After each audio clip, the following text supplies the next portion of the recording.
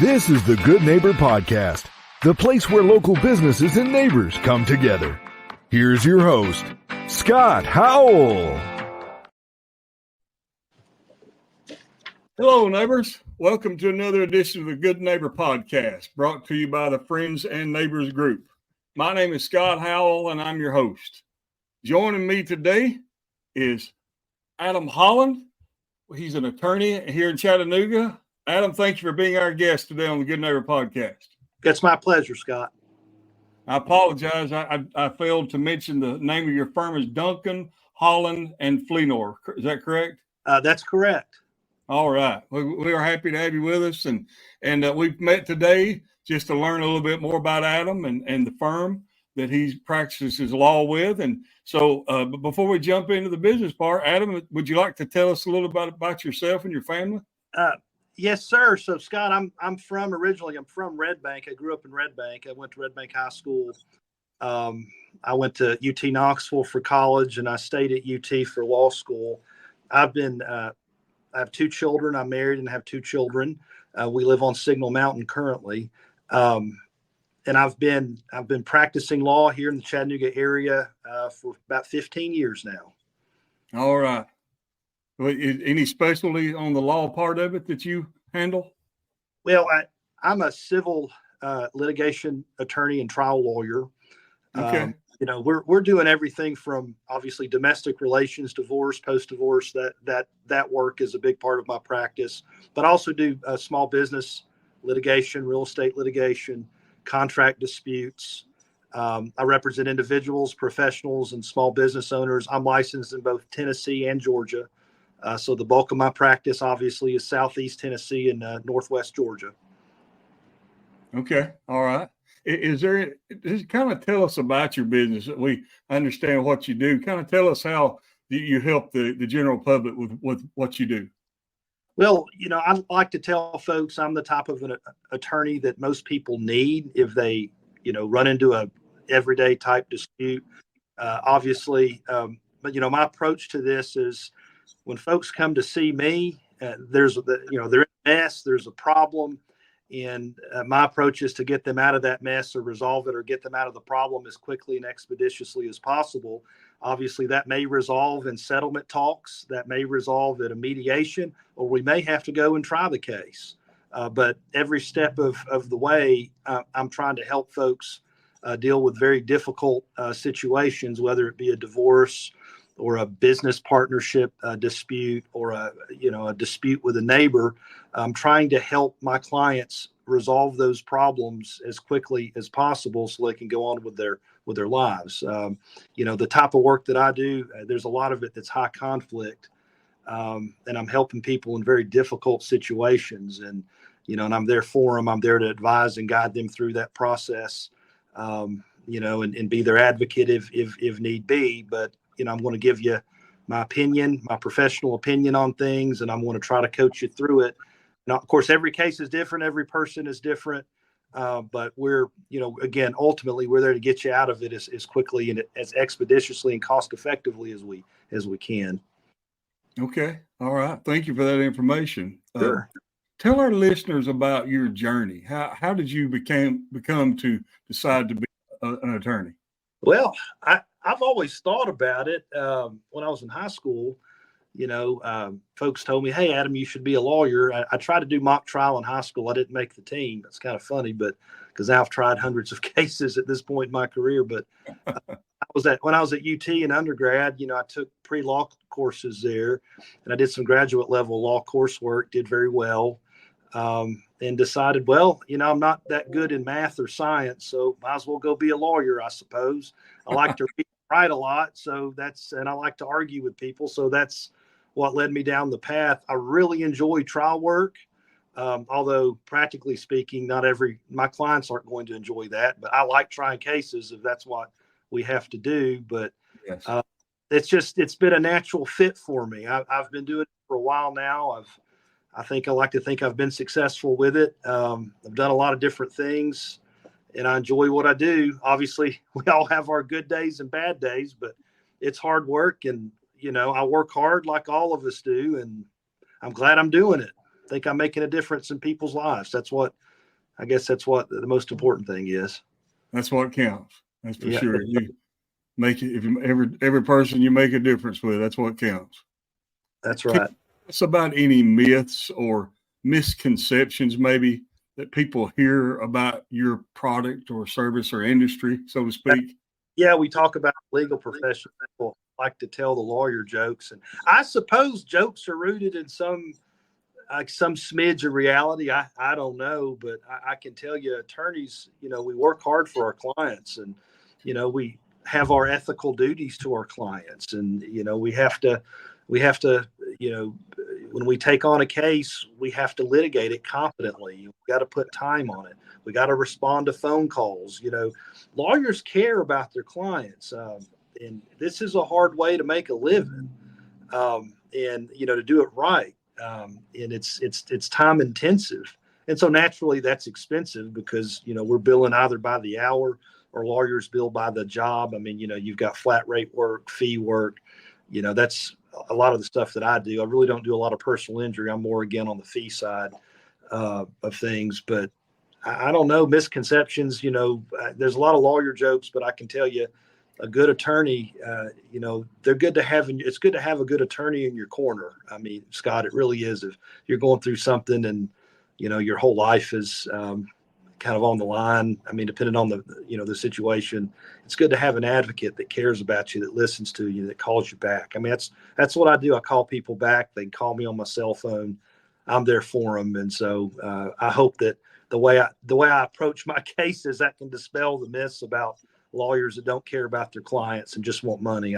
It's more than that to me, for me. Yeah, well, that's very important, no doubt. Very important, especially in the lives of the people that, as we said a while ago, that you're making a difference for. Yes, sir. Let's step out of the role of an attorney for a moment and just talk about Adam. What do you like to do for fun when you're not working in the business? Well, for fun, I have two kids. My son's 14, my daughter's almost 12, and so we do things with them. We're real heavily involved in with Boy Scouts, and I'm doing camping with my son. We go backpacking and hiking. I like those types of activities. Obviously, I like going to watch the Vols play. I like watching UT football, basketball, and baseball. I love baseball. Big Atlanta Braves fan as well. Those are when I have time. I'll go see a game. But most of my free time, usually doing kid stuff. That's what I'm doing on the weekend. Being there for my kids. Yeah, well, one day they'll appreciate that more than they probably do now. That's for sure. That's the hope, anyway. Can you describe any maybe hardship or life challenges that you've had that you rose above and can now say because of it you're better or stronger for it? Yeah, there's been a lot of challenges I've gone through in life. I've just pressed through things. I know having children has been a challenge. When my son was born, I just graduated law school and taken the bar exam, and I was still waiting on my bar results. And so that was a challenging time. I kept thinking to myself, well, shoot, if I don't pass this bar exam, I'm going to make money to support my family. That was a trying time. Building my business, starting off at a small law firm, and having to get out there and introduce myself to people and network and do all of those things. I've had to work really hard to build what I have, and I've had to put the time in, and those have all been challenges. I've been fortunate in that I've had, a good family. My parents have always been there for me. I haven't had some of the hardships that my clients go with. My parents did divorce but I was already in college when that happened. But, I'm thankful though that I've had good family, not just my parents' extended family. I've got my brother but when I got out and started this, I was the first one really in my family that had done law. And so I didn't have, a mom or dad to go work for. I had to do it on my own, but I've had good people to help me along the way. I've had good mentors. And so that's how I've, really worked through challenges in my business and in my personal life. is by having, friends, family, mentors. I've always been blessed and fortunate to have good people in my life to help me along the way. Is there one particular success story in your work that stands out to you that you're very proud of? Yeah, though, I remember I was thinking about that question. I don't know. That's hard to answer for me. I don't, I measure success in showing up and doing the best that I can for my clients, right? I'm in a profession that it doesn't matter how hard I work. My clients aren't always going to get the outcome that they would prefer. All I can ever promise anybody is that I will do the very best I can for you, right? And I've had cases like that. There's one case that comes to mind. It was a very hard divorce and child custody situation. And my client, I represented the dad in this particular case, and I'd taken over his case from another attorney. And when he hired me, he had no parenting time. His parenting time had been revoked. There'd been a court order entered suspending his parenting time. There were allegations that were made about him that weren't true. It was very unfortunate. But we worked together. He listened to me, and it took us several years, but we ultimately got his parenting time restored. And now he has his children 100% of the time. Unfortunately, because the mother has some issues, but we worked through that. I worked really hard for him. I believed in him, even when he didn't believe in himself. And if he were here on this podcast with us, he would be saying that. But that's a success story that I'm proud of. And I have others like that, but his is a recent one. And I stayed with him. I worked with him. He listened to me. I coached him through it. We did all the things. And then we came out on the other end, and his children are better off for it. He's a great father to them, and their lives have improved tremendously since he's been back involved in their lives. So that's a story, and I've got others like that. But that's what I do is when you can really help make a positive difference in someone's life. But I'd say it was him that did it. I coached him. See, lawyers were really coaches. I mean, ultimately, our clients are the ones that. It's their life, it's their behavior, their testimony, their story. We help them tell it and make sure they're heard. And we're more coaches really than anything in some of these cases, but I'm proud of that one. Yeah. And you made a difference, not only his life, but the children's life. Absolutely. So that's a fantastic success story. So what's one thing that you wish our listeners knew about your business, especially if it's something maybe that is not generally known? Well, I think we talk about legal services and the type of, and there's many different types of lawyers. I'm a small town type lawyer. With Chattanooga is a small city, I suppose.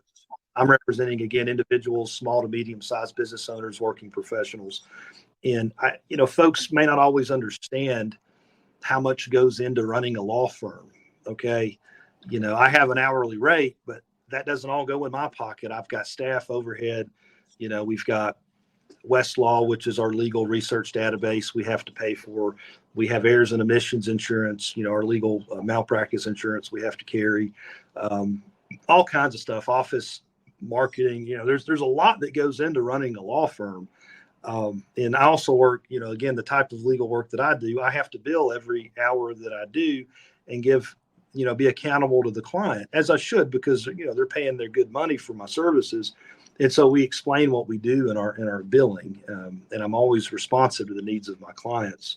This isn't a path to quick riches. I'm blessed. I make a good living, but, there's easier ways to make money. I mean, I think to be effective with what I do is you got to have a passion for helping people, right? And you make a living while you do it, but again, if your heart's not in it, probably don't need to be doing this because it's not easy. But I think maybe that's something that folks don't know as far as the business side of it and what lawyers actually do. And how I have to go home at night sometimes and think about my cases, and I've got many of them. And, I think about my clients. I'm always concerned about them. You're taking these people on. It's almost like they're friends or family. They become temporary friends or family members. And, you care about them along the way and you worry about them. I think that's something that maybe not everybody that thinks about, if they think about a law firm, because again, you're paying me, sure, but I'm becoming a part of your life, and your lawyer, your advocate, and I care about my clients, and I want to see them get through their problems and find success, find happiness again, right? And so that's maybe something that people don't always think about. One of the things I hope all the listeners are taking from your interview that I'm getting is I keep hearing you say, I care. Even when I've asked you to talk about yourself, you turned it around and pointed back to your clients. And that's very heart touching and heartfelt, I guess is what I'm looking to say. That I can feel that passion coming from you, that you really care. And that means something when we're reaching out to folks in your profession. We want to know they care about us. Yeah. That's for sure. So, well, tell me how, if listeners want to learn more or contact you or stop by, give me the different ways of reaching out to you. Well, obviously we've got our phone number. You can call in to our office and set up a consultation. That's always willing, ready, and able to do that. We've also got our website, and people can email. Email is probably one of the best ways to get a hold of me, because it comes directly to my phone. But if somebody wants to come in for a consultation, certainly they can call and coordinate that through my legal assistant and get you on my calendar. Would you like to share any of that information, Sure. contact information? Absolutely. Our office line is area code 423-266-2207. My legal assistant, Melanie, is at extension 129. And so certainly if someone wants to schedule a consultation, that's where they can go. My email is Holland, that's A as in Adam, Holland, HOLLAND, at dhifirm.com. dhifirm.com. That is correct. Okay. All right. And so I tell you what, I thoroughly enjoyed meeting you here today. I really have, and enjoyed hearing you tell. I love when I hear the passion in people's voices when they talk about what they do. I love that, and it means a lot to know that in the Chattanooga area, as beautiful a place as it is to live, Chattanooga and Cleveland, that's just whole, like you said, Southeast Tennessee is beautiful to live, but there's also beautiful people out there that really care about what they do. So really appreciate you being with us today, Adam. Appreciate you, Scott. Thanks. I appreciate your time and invite me on your podcast today. Well, it's been our pleasure. Thank you. And to all you good neighbors of the Cleveland and also the greater Chattanooga area, after meeting Adam and learning more about his firm and what he does, we hope you'll take a moment to consider all he has to offer and remember him when you need or want his services. Before ending this episode, I would like to thank you all for taking time out of your busy day to visit with us at the Good Neighbor Podcast.